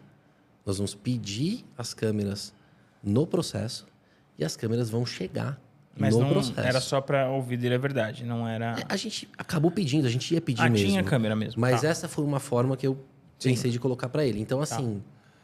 Não, eu não sabia se tinha câmera ou não. Entendi. Mas eu falei, se tiver, nós vamos pedir. Legal. E eu acho que tem. E nós vamos pedir as câmeras. E se esse vídeo chegar no processo, e vai chegar primeiro no processo, mostrar você na cena do crime, acabou. Não tem defesa para você. Não tem advogado no mundo. É a prova cabal da autoria, né? Não tem advogado no mundo que vai conseguir uma absolvição para você. E ele falou, doutor, pode pedir, porque não fui eu mesmo. Pode pedir vídeo, pode pedir o que você quiser. Eu falei, caramba, ou esse cara é inocente, Ou ele é muito bom de mentir. ou ele é muito burro, ou ele é muito mais inteligente que eu. Tem que jogar poker, né? E eu falei, não, eu vou defender. E conversei com o meu amigo e tal, falei, vou assumir a causa. Bom, qual que era o grande problema da causa? Essa menina, com certeza, ela foi violentada na rua. E ela dizia que foi violentada por 2 pessoas, um branco e um negro. Quando ela foi à delegacia fazer o boletim de ocorrência, 1 semana depois dos fatos, a primeira coisa que fizeram foi dar um livro para ela com fotos de pessoas que já tinham sido presas previamente. E era o caso desse rapaz que um belo dia foi preso por receptação. Ele estava no banco de trás de um carro roubado. Ele estava numa carona no banco de trás de um carro roubado. Significa que foi ele que roubou o carro? Não. Tanto é que ele respondeu por receptação. Só que a foto dele estava lá no livro da polícia. O que a polícia faz? Olha, leia aqui. Veja esse livro aqui com fotos de pessoas que já foram presas na região. E se a pessoa estiver aí, você aponta. A nossa memória não está preparada para isso. O que a menina fez? Cara, muitas vezes a pessoa está num trauma, ela quer achar alguém ali. Sim. Ela quer achar alguém ali. O rapaz era negro, o meu cliente, não tinha tatuagem, não...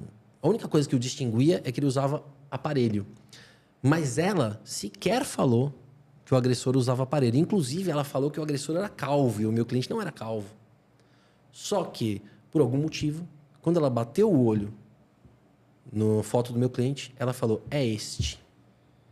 E muitos estudos mostram que a partir do momento que ela escolheu a foto ali, vai ser aquela imagem para sempre. Aquela imagem vai impregnar na mente e ela vai sempre reconhecê-lo. O que fizeram? Pediram a prisão preventiva dele. Ele estava em casa assistindo TV. A polícia chegou, levou para a delegacia e fez o reconhecimento pessoal. E ela, obviamente, o apontou. Era o cara da foto. Não necessariamente era o cara que a estuprou. Nossa Senhora. Para piorar, a polícia falava para ele, você tem que falar quem é o seu comparsa, porque senão a gente vai mandar a sua foto pro Datena. E como que ele ia falar quem era o comparsa dele se ele não tinha comparsa? Ele não tinha comparsa. Ele não foi ele que fez. E ele não sei, não fui eu. A foto dele sai no Datena, assim, ó. Estuprador do bairro tal. Tá? Peguei a causa, ele estava 3 meses preso já como estuprador. 3 meses preso. E a nossa defesa consistiu em investigação criminal defensiva. Olha, onde ele estava no dia? Talvez aí por sorte, era ano novo. Ele estava numa festa de ano novo. Então, tinha fotos dele na festa, com roupa diferente da roupa que a moça descreveu. Tinha... a gente pegou declaração de 40 pessoas que estavam na festa. Falando que ele estava na festa. E aí, depois de 6 meses preso, né? Eu peguei o caso com 3 meses e a juíza não quis soltar, porque a acusação é muito grave, é difícil soltar em caso de estupro. Depois de 6 meses de processo, ele foi solto e absolvido. E a família dele estava no fórum. E aí a família dele veio abraçá-lo quando ele saiu da sala de audiência. Cara, é uma sensação assim, para o advogado, cara, é uma sensação maravilhosa. É muito bom você conseguir fazer isso. Mas o lado ruim disso é que você também, como advogado, sabe que fatalmente ele seria condenado. Porque ele foi reconhecido. E o que se entende na justiça? Olha, se ela reconheceu, ela não tem por que imputar um crime falso a ele. Ela nem conhece. Por que ela iria mentir? E, na verdade, ela não está mentindo. Ela foi estuprada. E ela acha que foi ele. Mas não foi ele. E isso acontece, cara. Isso acontece direto. Tem um monte de gente presa assim, cara. Um monte. Porque o cara não tem um álibi. Porque o cara não tem testemunhas para dizer onde ele estava. Porque o cara não tem investigação criminal defensiva. Ele não tem nem defesa. Ele tem um arremedo de defesa. Então, isso acontece muito, cara. Então, esse é o caso que eu queria falar sobre hoje. Que é um caso que até me emociona. Porque, cara, saber que tem tanto de gente presa assim... Por causa disso, é muito ruim para quem trabalha na área. E aí, dito isso, Jamil, vamos aproveitar o assunto para falar sobre reconhecimento fotográfico e reconhecimento pessoal. Como que funciona na prática? Como que funciona o reconhecimento? O artigo 226 do Código de Processo Penal trata do reconhecimento pessoal. Então, ele estabelece algumas regras. Antes do reconhecimento, a pessoa que vai realizá-lo, ela deve descrever o agente, mencionar, então, as características físicas da pessoa, e só depois deve ser realizado o reconhecimento e deve-se colocar ao lado da pessoa a ser reconhecida outras pessoas, se possível parecidas com ela. São chamados fillers ou dublês. E vários precedentes bem recentes do STJ, no sentido de que o reconhecimento pessoal, assim como o fotográfico, ele é válido se obedecer o regramento do artigo 226 e for corroborado por outros meios de prova sob o crivo do contraditório. Então, não basta a pessoa ir lá e reconhecer fotograficamente uma pessoa do nada, num álbum aleatório, e isso por si só vai ser suficiente para a condenação. Precisa obedecer esse regramento do 226 e essa prova há de ser corroborada por outras produzidas em juízo, sob o crivo do contraditório. Mas isso mudou em 2020, se eu não me engano, né? Porque até pouco tempo não tinha juiz que não condenasse com base em reconhecimento fotográfico e posterior pessoal. Não tinha. Hoje em dia, a jurisprudência vem mudando, né? Inclusive, o STJ...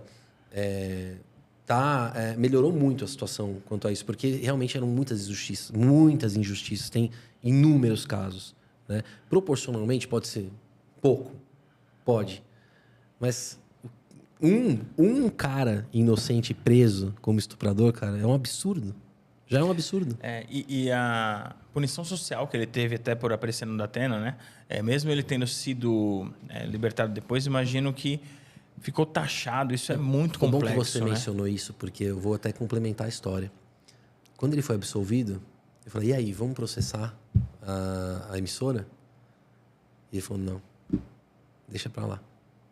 Não quero mais saber dessa história na minha vida. Acabou pra mim. Porque ia ser um desgaste, né? A emissora ia usar os meios dela, que inclusive é a mídia, para falar, o estuprador ainda está processando a gente, né? Então, ia ser complicado, cara. É difícil. Melhor deixar para lá mesmo. Difícil. Né? Difícil mesmo. Legal, vamos passar para o próximo ponto. Vamos para o spoiler emocional? Explica o que é spoiler emocional para o Luciano, que ele não sabe. Cada um indica um filme, série, livro ou peça de teatro. Muito bem. A gente pode trabalhar com filmes hoje. Sim. Já que é a sua especialidade. Agradeço pela gentileza. Eu acho que eu vou começar, para você ir pensando começar. também, eu vou começar e eu inverti a ordem, né, eu inverti a ordem dos quadros de propósito, porque o que eu vou falar tem a ver com a história do João. Mas eu aviso pra você a história que eu vou contar, então?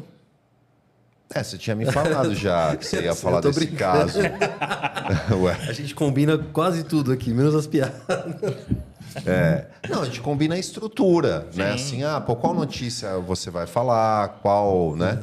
Muito Tem, bom. a gente, assim, a estrutura a gente conversa e a gente vai conversando, né? Um filme excelente conta a seguinte história. Então, esse filme conta a seguinte história. É um sujeito que ele dá aula numa escola, ele dá aula para crianças. Ele é divorciado, ele está disputando ali a guarda do filho. E eis que, de repente, uma aluna passa a dizer que havia sido molestada por esse professor. E, a partir daí, a vida dele se transforma num inferno. Ele fez ou não vou falar porque é spoiler, mas o nome do filme é A Caça, com o Mads Mikkelsen, ator de primeira linha. É um drama tenso, um ótimo filme.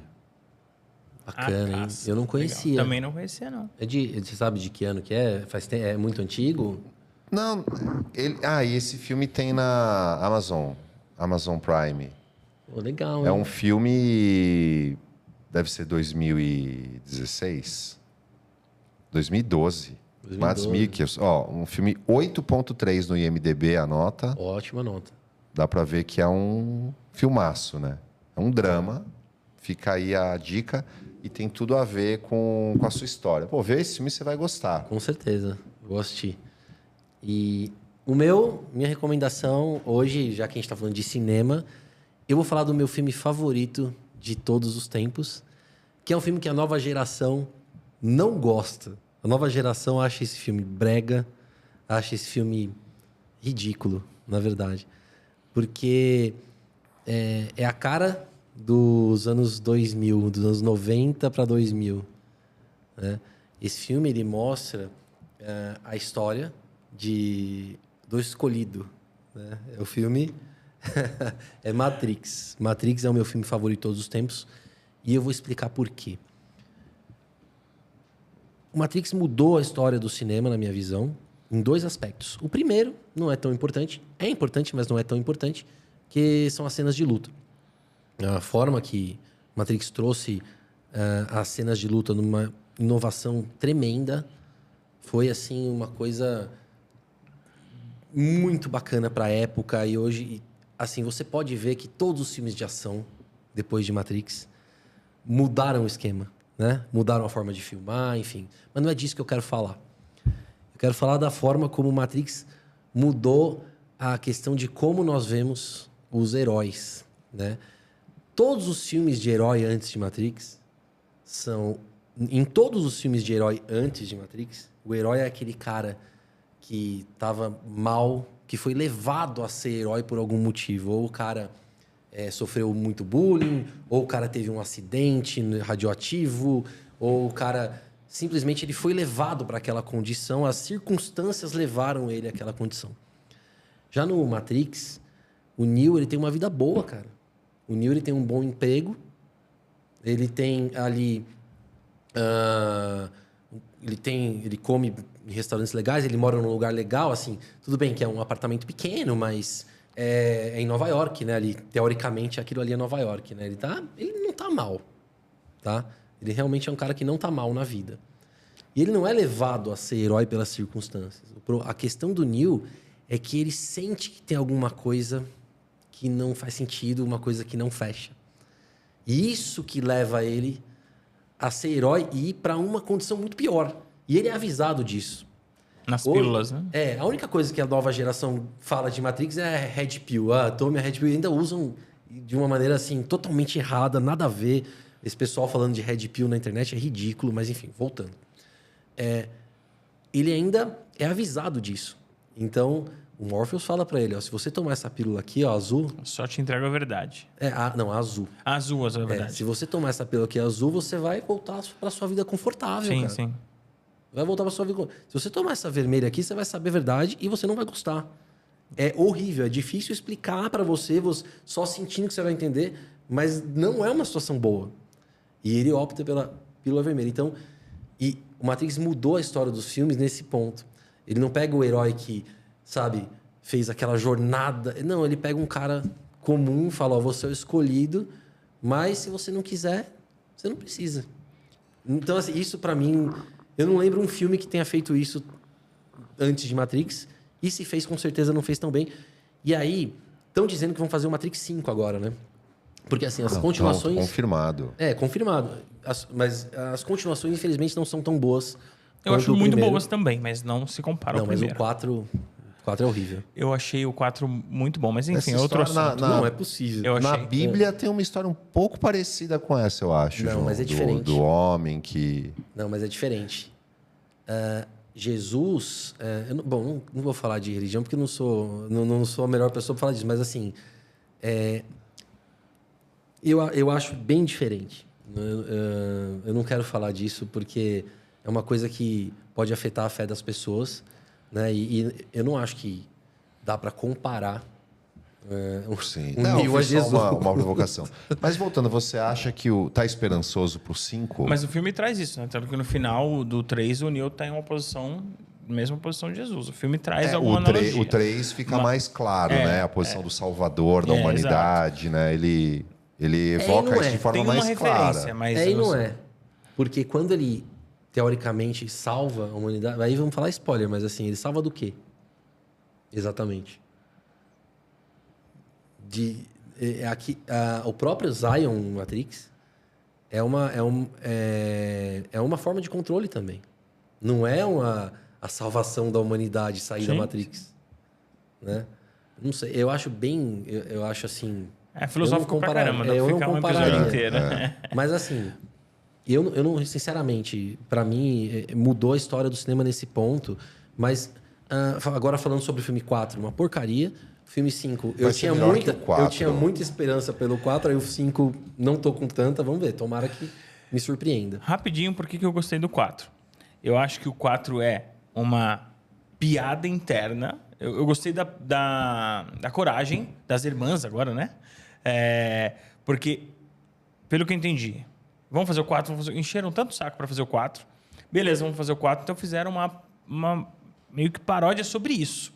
Uma brincadeira sobre o fato. Então, assim, eles estão se divertindo com a nossa cara. E eu achei isso, apesar de ser um desrespeito, talvez, pela história do Matrix, né? Mas eu achei, cara, é outra pegada, é outra trilogia que usa o Matrix como referência e tal, mas que acabou ali, cara. Naqueles 3 acabou a história, não tem por que contar mais. Então, vamos criar uma outra jornada dentro desse mesmo universo. Enfim. Eu acho que eles podem explorar melhor o universo mesmo, não necessariamente com o Neo ali ou com outras pessoas. Né? E esse diretor, ele é bom. O novo diretor aí que foi confirmado. Ele dirigiu episódios de Lost, O Demolidor da Netflix, O Segredo da Cabana, Cloverfield. São filmes legais. Sim, sim. É um cara bom. E antes de passar, Luciano, eu só quero rapidamente... Tem um pessoal comentando aqui, né? A gente já estourou o tempo, inclusive. Então, eu quero só mandar um abraço para todo mundo que está comentando. Não deixem de se inscrever no canal. E mandem as mesmas perguntas que vocês mandaram aqui nas nossas redes sociais.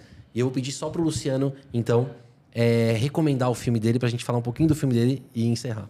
Maravilha. Meu filme eu vou citar rapidamente. Eu gosto muito da premissa, da frase que tem no trailer desse filme, que é: você já imaginou o que se passa na cabeça de alguém?